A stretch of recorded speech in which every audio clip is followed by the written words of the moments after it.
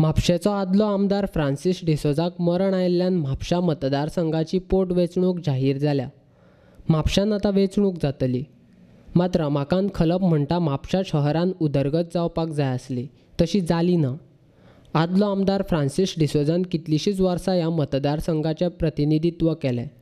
तशेंच मतदारांच्या जिवाचेर तो भाजप सरकारान उपमुखेलमंत्री जालो। मात विकासाच्या नदरेन म्हापशें शार खूबच फाटीं उरलें। फ्रांसीस बरो मनीस आसलो हें खरें आसा, मात लोकांक निकाल जाय अशें खलपान सांगलें।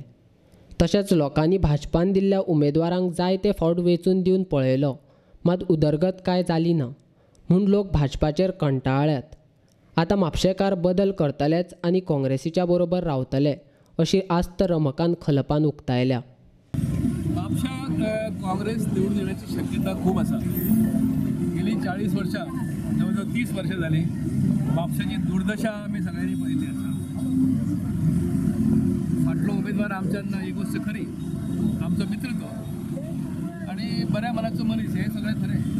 पण शेवटी लोकांक कितें जाय? लोकांक रिजल्ट जाय।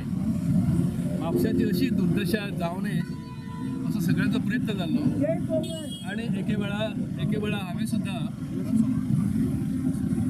त्या वेळचे आमदार हांगासरले मिनिस्टर आनी तांकां हांवें म्हापशाच्या विकासा संदर्भांत एक आराखडो दिल्लो, डेव्हलपमेंट प्लॅन फॉर म्हापसा। आनी हांवेंच इन 1990 वे बॅक इन 1990 एक टास्क फोर्स तयार केल्लो म्हापशाच्या विकासासाठी। दॅट ब्लू प्रिंट इज आजूय अवेलेबल आसा। अनफॉर्च्युनेटली तो ब्लू प्रिंट फुडें गेलो ना, ताचेर कोणी कारवाई केली ना आनी म्हणूनच म्हापसा शहर अत्यंत बकाळ शहर जाल्लें आसा। मार्केटांत पांय घालपाक जागो ना, वयल्या दोंगरांनी चलपाक जागो ना, सॅनिटेशनची दुर्दशा जाल्ली आसा।